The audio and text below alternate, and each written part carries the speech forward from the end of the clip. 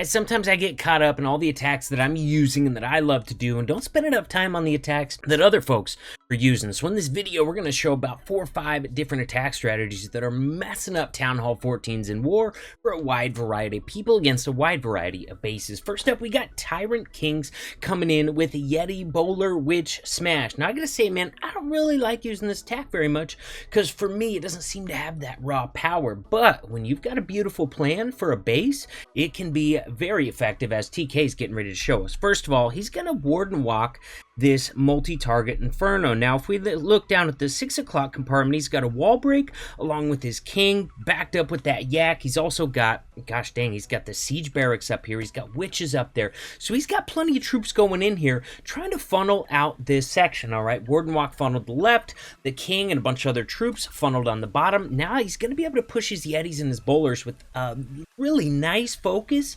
into this base, straight into the core, because he's created beautiful funnels on both sides. Now, healers have swapped over to the Yetis and bowlers, which is exactly what you want to see, and he's got a triple ice golem coming out here. So you kind of hope that maybe that scatter shot goes down before they all get frozen. Oh, the healers are outside of the freeze. That is so key. The healers are raged. They were not frozen. So even though those troops were frozen in range of scatter shots, the healers raged up, were able to keep them topped up on health and prevent those scatter shots from killing those Yetis or those bowlers, man. That was absolutely key and beautiful. Look at this. We got the Royal Champion coming in to back up. A little bit of help from the Unicorn. It's got a multi-target Inferno over there, so the Royal Champion should be able to take that out just fine. If it wasn't for the Skelly spells, it would have gone down a long time ago. Now he pops the RC ability a little early in my book. If I got a single left on the board, I'm going to make sure my Royal Champion ability can get some early damage in on the single. That way she can get it taken out with 1 or 2 hits, and that way the single target Inferno doesn't have a chance to lock onto her. As it is, man, this single is full health. Skellies came up to defend it, so that Royal Champion is going down, but he's still got a Queen ability. He's going to be able to pop that here, get that single taken out. Honestly, look at this, dude. He's got Yetis. He's got boulders. Even if Queen went down right there, he's still got more than enough troops to wipe out that last single. Next up, we got Johnny coming in with, this is going to be a Blizzard Pekka Super Wizard Smash. I actually did do a video on this one a little bit earlier, so it's nice to see other people using it and tripling with it in war. Now, the Blizzard, he's going for that Town Hall. Let's take that Town Hall down nice and early, because let's face it, man, that thing does a ton of damage, and the poison can just annihilate your army if you run your troops straight through it. So Town Hall is already down. It's gone. Let's see where he moves at from here. He's got a CC Hound that's already been pulled. There we go. That's exactly what I would have done with healers. Drop the Queen. Let her see which direction she's going to walk. Get those healers down. I would, at this point, drop a couple Super Wizards with her, just because those chains from the Super Wizards can deal with those pups just within the matter of a couple seconds. He's going to wait for his Queen to do it. Like I said, man, you drop 2 Super Wizards right there, and those pups are going to be wiped out really fast. But we got that CC dealt with. Look at the yak, dude. The yak just abandoned the Queen, dude. The yak was like a third of the screen away from the Queen and finally was like, oh yeah, I'm supposed to stick with the Queen. So it decided to go back and help her out a little bit. Now he's got a super wall break in. I love the yak tanking that single for the Queen. As it is, man, the Queen's got full health. She has not had to pop her ability yet, and that's going to be key moving deeper into this base. That jump spell was a little bit late, so the troops decide they want to go to the left until they decide, hey, the jump was dropped down in time after all, so they're going to go ahead and retarget back to the center of the base. When you have those jumps down in time, though, you can really kind of get that forward momentum just rolling through the base. Sometimes if you drop that jump a little too late, your troops will ignore it altogether. Now, let's see what he's got left, man. He's still got a Royal Champion, which he's just now going to drop. That's going to be able to take on this multi-target Inferno over on the left-hand side. He's got another multi-target Inferno that he's going to end on. In fact, look at this Queen being OP back here, busting out the exact wall piece she needs to access basically the rest of this entire base, man. How often does the Queen actually do that, man? That was awesome.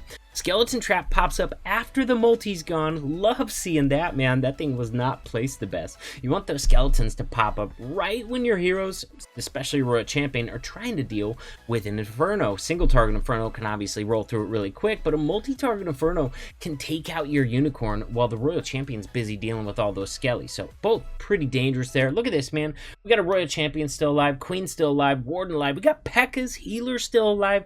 He absolutely annihilated this base.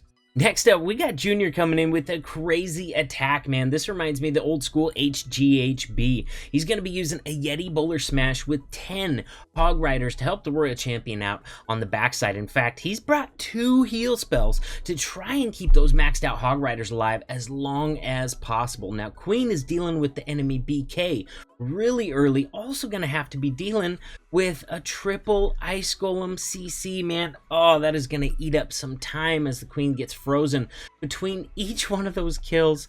Oh, that is a time killer right there, man. But she's only got 1 more left. He's starting on that bottom funnel. Since it's pretty obvious at this point, Queen is going to walk down. She should go after that king platform next and continue to move her way into the base, as long as the troops that are going in don't wipe it out too early to draw her attention over. Now, he's bringing a log launcher to get in some early damage on the town hall. Look at this, man. It's super far away, but each one of those logs is getting some nice early damage in on the town hall. That's going to help his troops get through it that much faster. Now, he's got an early Grand Warden ability. Worth mentioning, though, if those troops go into the core, they're not going to be surviving that poison that the town hall drops. Let's see where he's going to be using this Royal Champion. We got Hog Riders coming in on the right. We need those troops to clear out of that poison spell, and they do. They go around it. Now, we got Hog Riders coming into a bomb tower, so he drops his first heal spell. But here's the problem with Hog Riders on these bases, man. They're hitting spring traps. That's springing like 2 to 3 of these hogs at a time, man. The spring traps can just wipe out your pack of Hog Riders so fast. Now, the enemy RC locks on. Hog Riders are still tanking this single target Inferno while they're in a heal spell. But I gotta say, man, for that section right there, we had 4 spell space and 2 heal spells and 10 Hog Riders. I feel like I could have got that section down with just 4 skeleton spells. What do you guys think, man? That would save an extra, I don't know, 10 Hog Riders worth of camp space right there? I don't know, man. Maybe I'm mistaken. Maybe 4 skellies and a freeze, so would have required a little bit bigger investment on spells. But look at that, dude. RC's still alive, so she's able to take out that last single target Inferno as it was being tanked by some Yetis. We got nothing left at this point but cleanup. I would have liked to seen him bring a few more wizards for cleanup. I bet this attack was pretty close on time because of the Ice Golem kill in the beginning and the lack of cleanup troops at the end, but he managed to squeeze it in just in time. Next up, guys, we got an attack that is perfect for these bases where you got that multi-target Inferno in the center of the base. He's going to go ahead and ZapQuake that multi-target Inferno down just right off the bat. Now, he's going to be looking to send in a decent-sized kill squad, take out as much value as possible on this base. He starts out an Ice Golem in front of his Royal Champion. Looks like the Royal Champion's job is to take out this scatter shot. And look at this early poison spell. This base had to have already been hit, and he knew that there was all those skeleton spells right there to try and prevent getting that scatter shot kill, and that's why he drops that poison before the skellies even pop to get them taken out. Now he's got King and Queen moving into the base, trying to take out another bigger chunk of this base right here. Let's see, did he get that enemy Queen yet? Not. Enemy Queen is still alive down on the bottom, but you're going to notice he's got 3 headhunters in this army composition. I would expect to see those used to try and kill that Queen a little bit later on in the raid. Now, Queen and Unicorn are both locked onto by ground expos. Those ground expos are a lot of times used to prevent getting good kill squad value on a base with those heroes, and they're certainly going to bust through the Queen and the Unicorn before they can go on to get any more value. Now, he's got the Lalo moving in counterclockwise from the top around the base, and look for this freeze spell. He's got 2 freeze spells. Look for one of those to be used to ice that scatter shot and wizard tower combo right there, and then trying to save the last free spell for the approach to the town hall. Then, depending on where you think your loons are going to be at, you can pop that Grand Warden ability for the town hall. Now, he's trying to take out the town hall with this raged blimp, so he uses his Grand Warden ability early, and it's going to work out just fine. Now, he just needs those loons to stay away from the poison from the town hall. Since he took it out with the blimp, that's going to work beautifully, man. Those loons are not even going to touch the poison. Now, at this point, we're getting down pretty close. He's got 1 pack of loons remaining. It's pretty big, but we got several defenses left in the base. A few of the loons go in and trigger the tornado trap. That is going to be so key. If they had all got caught in that tornado trap, that wizard tower might have been able to take out the rest of them. As it is, he gets the rest of this base down for another triple. So there you guys go, man. Some different attack strategies than what I'm normally using, what I'm normally showing, but stuff that definitely works if you plan it out like these guys did. Enjoy the attacks. I'll see you in the next video.